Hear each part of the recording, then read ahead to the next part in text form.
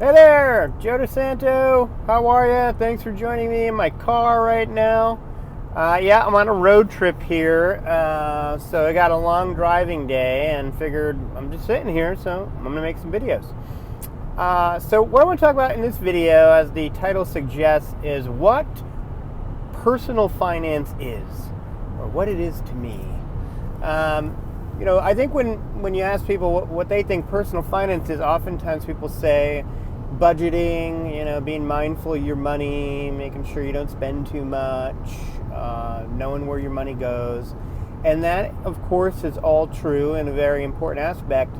But personal finance, on the whole, is bigger than that. And it's not so granular just about that little bit of, kind of minutia. It's what I often refer to as the business of you. And there's a lot going on there, and the business of you lasts your whole life. So personal finance to me is sort of this holistic understanding of your finances, and also running that business of you well. And that encompasses, in my opinion, 5 general topic areas. And I actually talk about this quite extensively in my course. It's called Personal Finance Mastery. And in the course, I, of course, cover the 5 areas, but then I break down what all is involved in each area and, go into pretty decent detail. But for this video, we're just going to kind of give the broad strokes overview. Of course, if you want more, you can check out the course, link below. So the 5 areas are this. First area is the tracking area. I call it sometimes keeping the score. And this area is about understanding where your money goes, tracking your income and expenses, and some sort of software. I use Quicken. I make a lot of videos about Quicken. But there's plenty of softwares out there. You don't need to just use Quicken. Just took a turn there, getting on the 10. And in that tracking part, you're paying attention to what's happening with your money. And it does include doing just ongoing, regular bookkeeping, essentially, of your money. And I know that's the area that people, have the most problem with. They find it very tedious, whatever.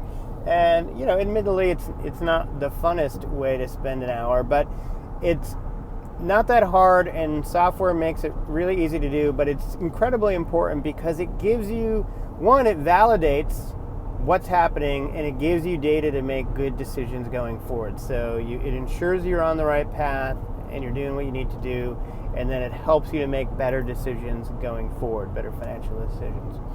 So that's area number 1. Area number 2 is the planning area. And the planning area is, you could say it includes the budgeting and things like that. It does, but it's really about more of a long-term planning. I always say, life's like a road trip. Ironically, I'm on a road trip, but it's like, if you don't do planning for your life, it's like you're on a road trip and you have no map and you have no idea where you're going. Financial planning is like a long-term plan about where you want to go, like retirement-wise, I guess you could say, in your life. But maybe that's an early retirement. Maybe the goal is financial independence. Maybe the goal is traveling more. Whatever that is, you want to plan that out, and you want to, essentially come up with a number that you have to reach eventually, or milestones of numbers that you have to reach in order to achieve your goal. Part of that is creating the number. Another aspect of the planning is understanding how much you need to save every year to potentially reach your goal. And then, of course, the last part is you need to invest those savings, and how much investment return do those savings need to get in order for you to reach your goal. So it's really mapping out, multiple years into the future, and just giving yourself something to follow. Now, will it work out exactly as you planned? Who knows? Maybe it will, maybe it won't. But you need to have a general idea of where you're going and how you're going to get there. So that's the planning part. Third part is multiply part, or investing. Obviously, I just mentioned that you need to take your savings and you need to invest it. Well, what do you invest it in, and what is the goal there? Your planning will give you sort of a investment return target or goal, and you'll see how that investment return really makes a big difference on when you reach your goal and if you reach your goal. But you need to commandeer that investing part. Now, some people get more into investing than others, and honestly, investing is one of the fun areas, I feel like, of personal finance, because it's exciting and you make money and you're getting to your goal faster. But it is a big area, it's a big world, and it can go wrong. So you want to obviously educate yourself to the best degree you can. Maybe you'll be more hands-on with your investing. Maybe you'll go more of a passive route with like ETFs and just investing in the market in general. But you have to invest. You can't just leave your money in a savings account. So making money, while you're sleeping, as I like to say, or maybe more appropriately, while you're at your day job. The fourth category is earning. And this seems obvious. Yes, Joe, we all have to earn money. Duh. Do I need a course to figure that out? No. But what we don't do is take the more active approach or road to consistently improving our earning. Especially if you have a W-2 job, oftentimes people take the back seat and they just take the raises, that they're given. But you really do need to be proactive in getting as big a raise as you can, making diagonal moves and switching jobs. Potentially you go the entrepreneurial route and own a business. Maybe you do a side hustle. I don't know.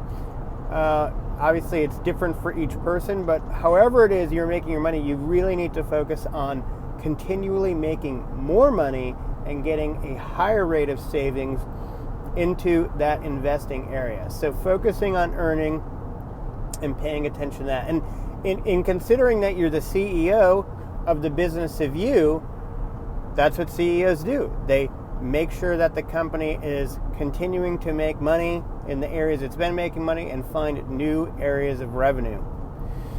And now on to the last of the 5 areas or steps is the retention area. We need to keep as much of the money we make as we can. Of course, that happens through optimization, budgeting, and paying attention.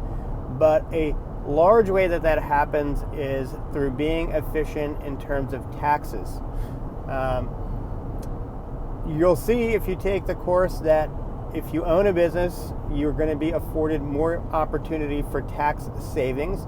But even if you have a regular job, there are a lot of opportunities out there to be tax efficient and be proactive in doing things in your life that will produce good tax results. Primary simple example, you buy a house. You get some tax savings on your mortgage interest every month, but when you sell the house, if you're married, you get $500,000 of free capital gains. That is thinking about taxes, and honestly, that's one of the hugest tax breaks that is easily afforded to all of us.